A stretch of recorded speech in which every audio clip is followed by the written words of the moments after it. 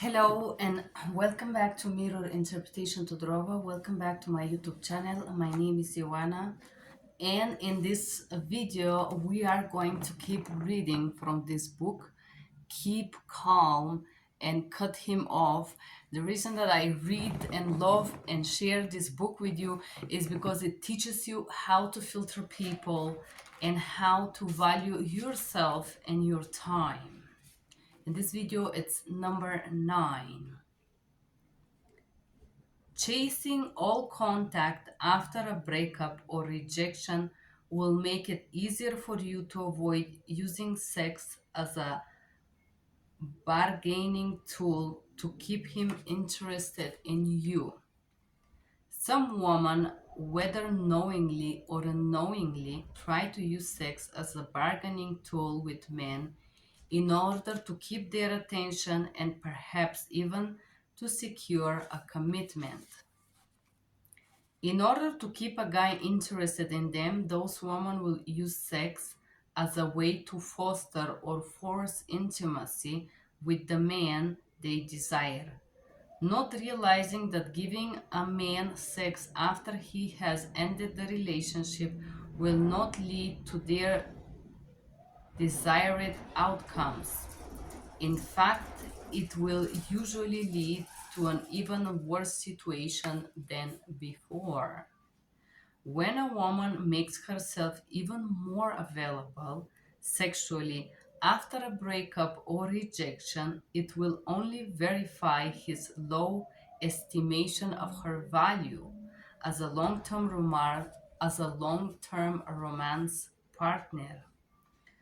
Her willingness to offer him unmitigated access to sex will be glaring demonstration of her lack of self respect, which will ultimately repulse him in a long run. The woman in this situation, though, hoping to gain a man's love and commitment, will only gain his pity and perhaps even his disgust, which is the complete opposite of what she was hoping to get from her maneuverings. For a woman, this is all around a losing dating strategy. In some cases, while offering him sex may appear to work at first, will be because of the easy, low cost sexual convenience you now provide him. In some cases, he may even appear more interested, more attentive, and more consistent in keeping in touch with you.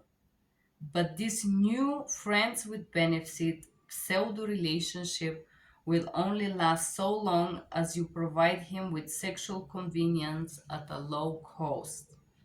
Your new easygoing attitude and sexual provision may even persuade him to make up with you, thus giving the appearances that your strategy was success, a success.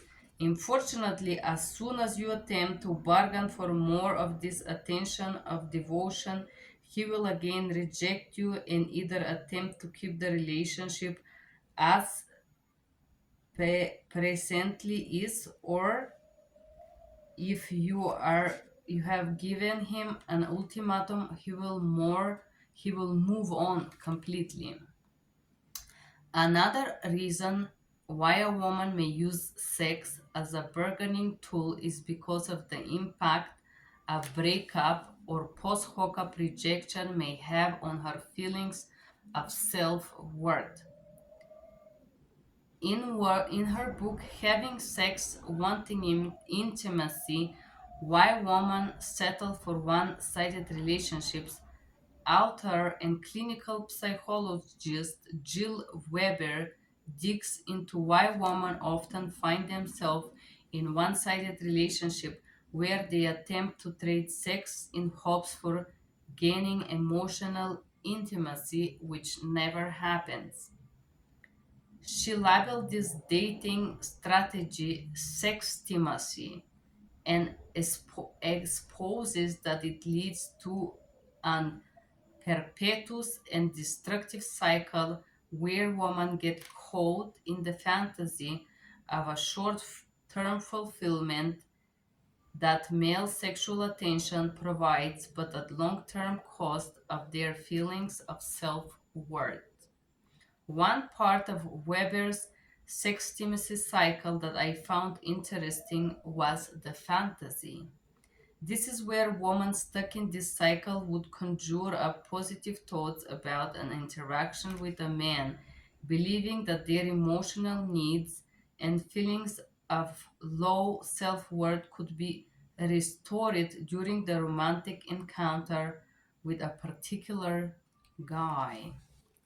In her book, she gives the example of a girl named Brittany who actively imagined positive scenarios in her mind where she could restore her self image via her guy Drew's romantic interest. Unfortunately, in her imagining, Brittany failed to reflect on the negative aspects of her relationship with Drew, where he had a complete lack of interest in getting to know her on a deeper emotional level.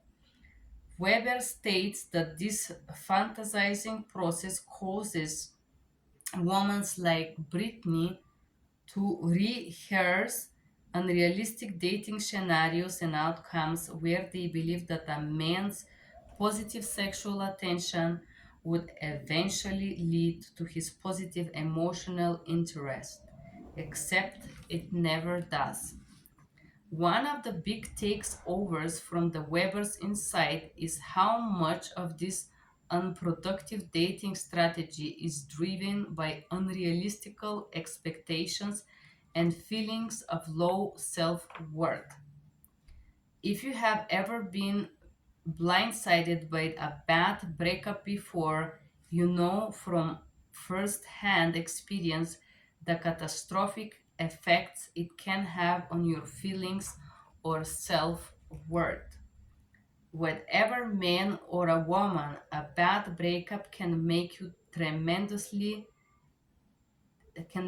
temporarily insane and at times incapable of thinking strategically about your situation. This is where some women run the risk of falling into sextimacy cycle, where a bad breakup or even abrupt rejection after a seemingly promising hookup levels them with a depleted self-worth that they imagine can only be restored via another romantic encounter with the one who left them feel depleted in the first place. Naturally, it goes without saying that after a breakup or rejection, the best way to avoid this unfortunate, soul destroying cycle is to cut contact with the guy in question. This is especially the case if you have already established a sexual relationship with him and you don't want to be taken for free ride any longer.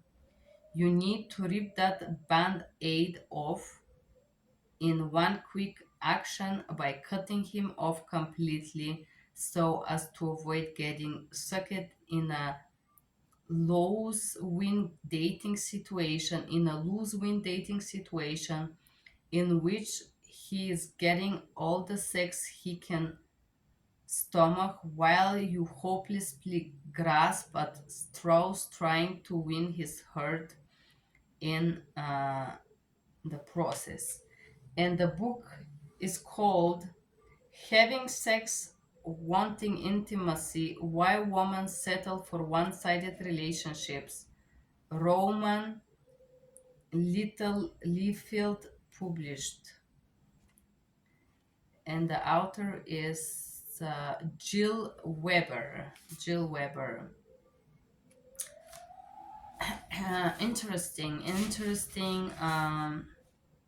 Interesting chapter. I love this guy, Bruce Bryans, and the reason why is that this book is really short. It's like a manual, but why I love this book is because it's honest. It gives you the truth about the situation. And I think I have seen people that drag males to marry them. I use the word drag because there is these church organizations that teach females to stop sexual intimacy with their partners until he get married to them. I am just remembering this person I met in Italy, and she had applied this strategy through the church there in Assisi. Assisi is a fraction close to Perugia, and so she bring the guy to these church teachings, and suddenly she chopped off the sex and said to him that she is now religious and she wants to be married, and she would not have no more sex until she is married.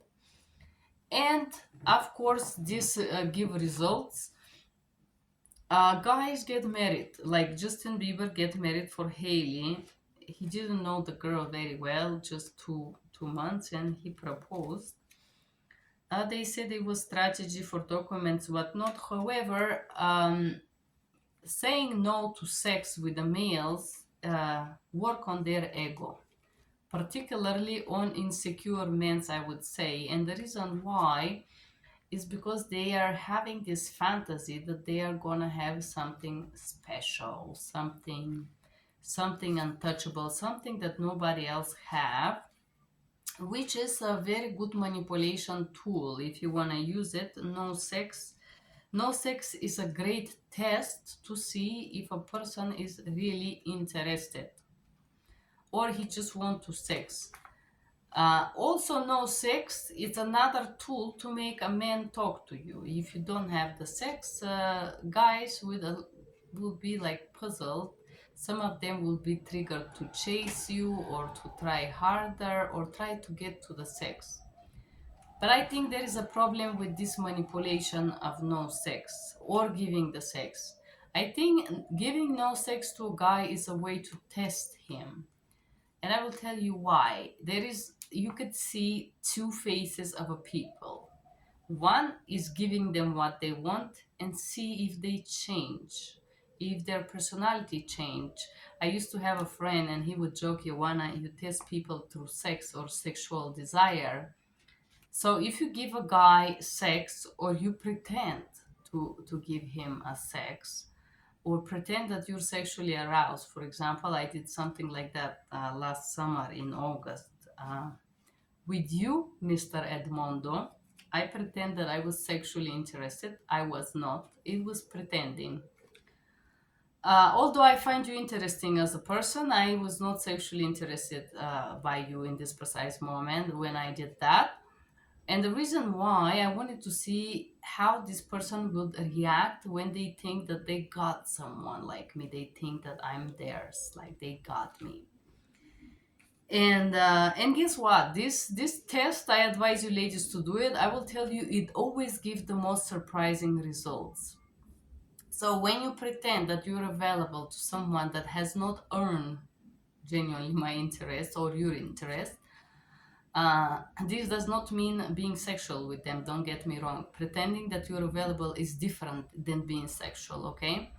So just pretending that you're available for that, maybe kissing or letting somebody a little bit closer to you, you can see how this person experienced sex and sexuality. And in this case you fail. I know you're gonna watch this video and I will tell you why. Because you become vulgar. I don't like vulgar guys, I never did. I don't like guys that make vulgar gesture or make an appropriate sexual request, especially in early stage when they meet me. And yes, I am the boss. I choose if I want to let somebody close. And if I have allowed someone to take the first steps towards me and they jump the rope and try to make some vulgar gestures, like in your case, or some kind of a request, an appropriate request, this totally cools me off, 100%. And if you lady want to test if your guy is a vulgar or have unhealthy sexuality, You don't have to be sexual. You can just pretend that you're available or be slightly available. You don't even have to pretend. Maybe just kiss and tease each other and see how this person behave in this type of scenarios without being sexual. Just tease him a little bit, and you're gonna see some surprising results will come out if you pretend. Also, if you say sharp no, a lot of times when I say no, I receive insults. I was just talking to a friend earlier. Uh, I receive a lot of offensive words many times when I said no to sexuality. I receive a gun in my face as well uh, for this. So said that, being little bit available, it's a test. I call it temperature test. You want to see if somebody have a healthy sexuality. If you say no, it's also a test. And if you receive a reaction, I don't want to talk to you, why I'm wasting my... You don't want a guy like that. No is also a good test. And yes to sexuality is a very best and brilliant test. And I will tell you why. There are a lot of people who will pretend that they are something that they are not to get to the sex. This is true. There is a lot of guys that will pretend to be a certain type of person for long. I met someone 6 months. It's a long time to pretend that he's interested, that he wants to know you, that he cares about you, to get to the intimacy. And some, I had this guy that I am remembering now. It's from Greece. After the first time I was close to him intimately, he dumped me immediately the next morning with a text, to which I chopped him off. Then he tried to come back, but I never took him back. But what I think it's the most dishonest and painful thing is somebody not dumping you or chopping you off, but giving you this cold, hot treatments, neglect, ignore, disappear, and you don't even have to be sexual. You can just make out with someone and see how they're gonna act the next day, and if they're gonna start playing some games. uh like even kissing triggers guys. They think they got you. Maybe you kiss and I'm sorry, I got my period next time or whatever. A lot of people that think that they have access to you, they switch, their personality switch, and they try to play some strange games, and you could see that in early stages. And when say no to sex to catch the guy to marry, it does not mean that you're gonna build intimacy, sexual or emotional. Trust me, if a man it's not interested to know you, to know your feelings, or to know where you're coming from, to know what you're experiencing, nothing on earth will switch that. You may marry this guy with no sex or any other strategy, but you're gonna be like two strangers. There's a lot of couples that marry like that. Uh, Having sexual contact with a person does not exclude emotional intimacy. Emotional intimacy is something that I would describe as a need that only mature male can have, to have this with his woman. And if an individual is mentally healthy, in this case, let's call it a male or female, he would have this need eventually to get closer to you emotionally, not only physically, to understand you, why you cry, where it's coming from, how do you feel, share things. But emotional intimacy is not something that will naturally happen simply because you refuse to be sexual, or it's gonna not naturally happen because you've been sexual with someone. Sexuality is here, emotional intimacy is here. And some people doesn't even understand what is intimacy, sexual intimacy or emotional intimacy. They don't know. And if you refuse to have sex and they're immature and infantile and you fantasize that they're gonna wake up one day and become emotionally mature because you have that need, you're living in a fantasy, as this book was talking about. The fantasy that a green apple can suddenly become yellow. Yes, some green apples become yellow, but there is this special apples that they remain green and then they go bad, you know? So, said that, I hope this was fun for you guys reading Keep Calm and Cut Him Off by Bruce Bryans. I hope you enjoyed this video. If you did, do not forget to press like, share, and subscribe. Ciao!